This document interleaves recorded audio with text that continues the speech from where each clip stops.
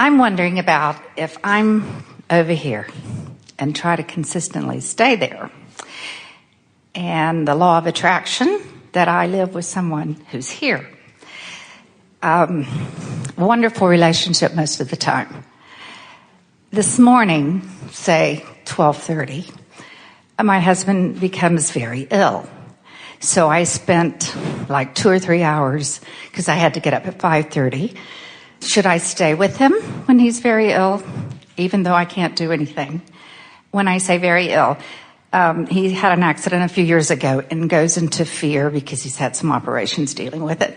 So every time we have an unexplained pain, it's all the way to the bottom. So I decided to be selfish and come because I've been looking forward to it. Written my list of questions. Many of them have been answered. But I need to know how to get this out of my crawl. Anger, I think, is some of it. Well, we think anger is a better choice than guilt, don't you? Well, I went through guilt about 1:30. And then I went through martyrdom. You know, my mother would have stayed. I actually married my mother, you know, in many ways. Most everybody does. So I decided... Because you're looking for a way to replace that security that went away when you left your mother. I guess. Yes. A strong man. And as I said, you know, sort of manic, you know, things are fabulous, and then things can just go. The cork doesn't float. I know so much of what you've taught me, and that gets thrown in my face to some degree. So somewhere I have, you know, I need to know how to... Here's the thing. There's really no magic formula. Now, we can give you some things here, and we will, that we would say to ourselves to make ourselves feel better. You did that just now. We think you did a good job. You said, whether I stay or whether I go, the condition and the feeling response of my husband is going to be about the same. Right. And then you say, and if this is about something else, if this is about him subconsciously, unconsciously wanting me to stay, and so coming up with a crisis in order to motivate me to stay, or if this is his way of testing me to see which is more important to him, my moving into my own empowerment or my staying and doing what he needs to do, then all of that is sort of uncomfortable. And everyone puts themselves in a position from time to time where you have to make a choice between whether you are satisfying something you want or whether you're satisfying something that someone else wants. And very often your parents or your mates or even your children will do a sort of number on you where they say to you, you don't care about me. And we think that it would be a really good thing for you to just get this out in the open with everybody in your life right away and say, if they ever confront you with that, you don't care as much about me as you do about you, we would say, you know what, you're right. You nailed that one right on the head. And then say, right back at you. Then say, you wouldn't be saying that to me right now if that were not true of you. And then say, we're all wired selfishly because we can only see through the eyes of self. And the only guidance, the only way we can measure where we are, between where we are and any place we want to go, is by paying attention, detailed attention, to the way we feel. So, yes, you're right. I do care very much about the way I feel, but it doesn't mean that I don't care about the way you feel. I care about the way I feel so that I have something that I can give to you. If I don't take care of my own connection, then I don't have anything to give to you.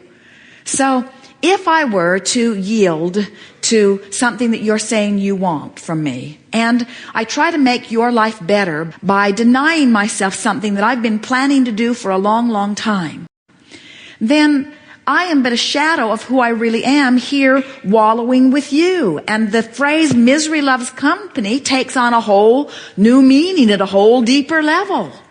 And then say, would you really rather me being here, not helping you, but resenting you and feeling bad, although I'll work to feel good anyway? Or would you rather that I get out and get refreshed and then come back where we can be of value to one another, you see? And we think most reasonable people would understand that. But you know what? Someone in pain is not usually a reasonable person. So now, that brings us around to the most important part of this dialogue. Can you have a reasonable discussion with somebody who has no ability to reason in the moment? No, you can't. So why do you keep trying? In other words, if you're vibrating here and they're vibrating here, they can't hear you and you can't hear them. And the only way that you can hear each other is they've got to come up here with you or you've got to go down there with them.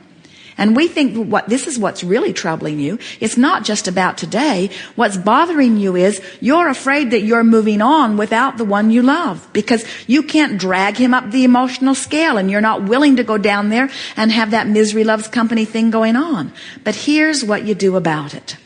You hold him or anyone as your object of attention while you're feeling good. When you have the strength to go to a place where you feel better, where you can make a list of positive aspects instead of being mad at him or feeling guilty or feeling martyr or feeling angry. Once you've practiced those good feelings about him, which come really easily to you, so that that's only or mostly what's active within you, what happens is you become the dominant force in the relationship, and then he begins to resonate with what you're talking about.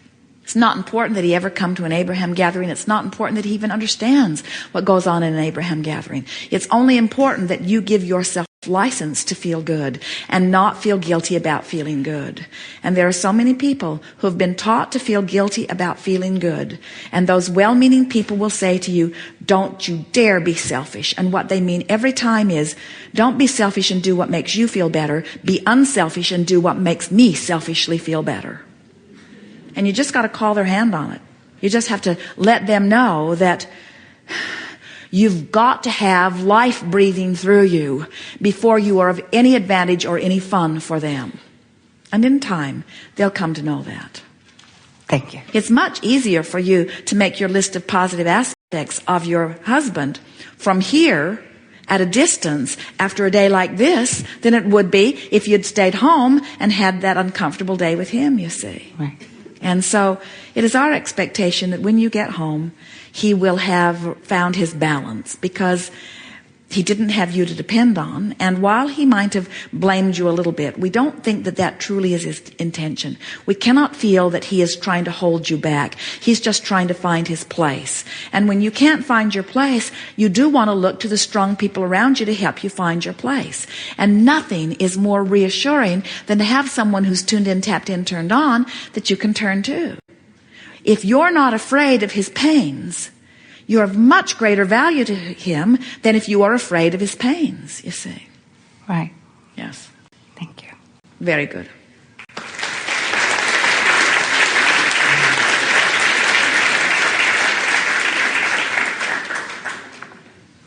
Sometimes it feels like it would be easier to be a singular creator, not a co-creator. Sometimes it feels like if you could just get off to yourself and find your place, that you could live happily ever after. But you would not have nearly as much opportunity to send rockets into your future experience if there were not so many people making you miserable.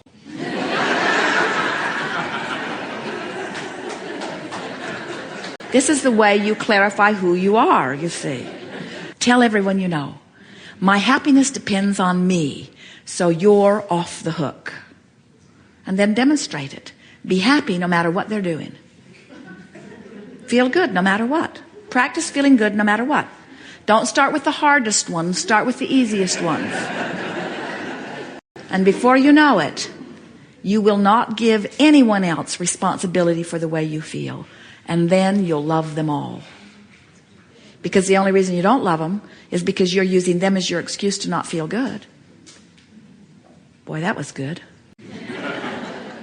Please don't ask, the world to arrange circumstances and events and to defy law of attraction for you. Don't ask to be the one exception in all of the universe where you can set your radio dial on 6:30 a.m. and receive what's being broadcast on 98 FM. Change the dial, and don't be mad at yourself because you can't change the dial all at once. Just change it a little and change it a little and change it a little and change it a little, and note how much better you're feeling, better you're feeling, better you're feeling, better you're feeling. And then watch everything in your life reflect back to you what your vibrational nature is. You know, you can have something go wrong with one contraption that really irritates you and focus upon it so much that other contraptions in your life begin to malfunction. And then you begin getting that old conspiracy theory going where somebody's out to get you. I must have been bad in a past life, you say. Or there must be some dead person that's messing with all my electronics. And we say, you're the only one who messes with your electronics. You're the only one that messes with your cellular body. You're the only one that affects anything that happens to you. You have absolute control of your experience, and everything and anything that is happening to you is coming in direct response to your vibrational offering. And if you're not getting something the way you want it to be, you've got to change your vibrational offering. But you're not going to ever get there by being mad at yourself about the vibrational offering you've been offering. You got to give yourself a break. You got to say things like, I've been doing the best I know how to do, and I'm getting smarter every day. Things are getting better and better for me. I'm really pleased with how my life is working out. And look how good it is in this area, and this area, and this area, and this area, and this area. And oh boy, do I appreciate that, and that, and that, and that, and that.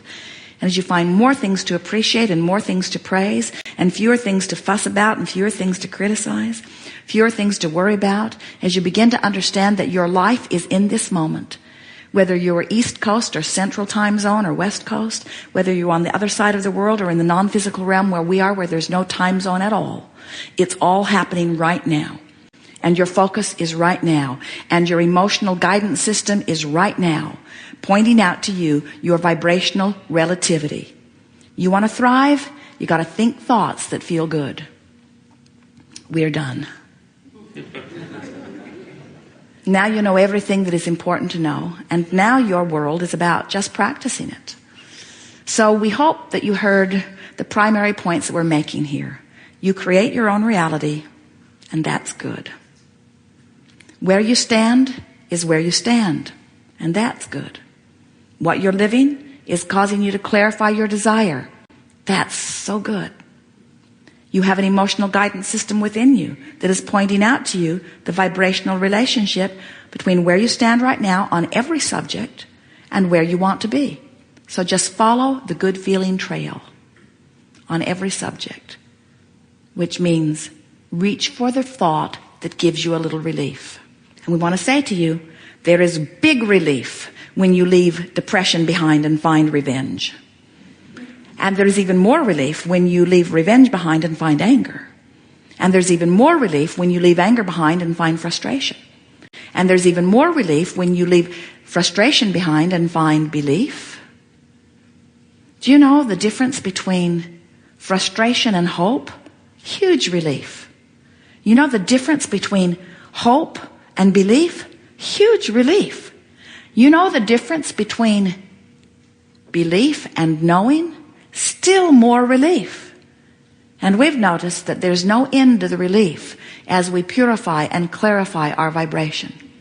Because you keep standing in a new place and you keep launching a new rocket, so you keep creating a new vibrational relativity. And as you continue to reach for yet the better feeling place, before you know it, you are source energy in a physical body having the time of your life. Many people understand that when they die, they will reemerge back into pure positive energy. We say, why wait till you die? We prefer the word croak. It's so disrespectful. Since there is no death. But why wait until there is an utter withdrawal of all attention in order to reemerge into non-physical energy? Why not just improve the quality of your vibration here? Heaven's gate swings both ways, you know, and let source flow through you fully. And when you're one who does that, people who observe you notice that you're vital and alive. that you're resilient, that you're flexible, that you're clear-minded and happy and joyful, that you feel good, that life goes well for you, that every moment is a delicious moment, that it's just peak to peak to peak to peak to peak, wonderful thing after wonderful thing after wonderful thing. They notice you're active. They notice you're busy. They notice that energy is moving through you. They notice that you are alive. They will pronounce you as the most alive, most good-feeling people that they know. When you are tuned in, tapped in, turned on with the energy of your source, you feel wonderful, you see.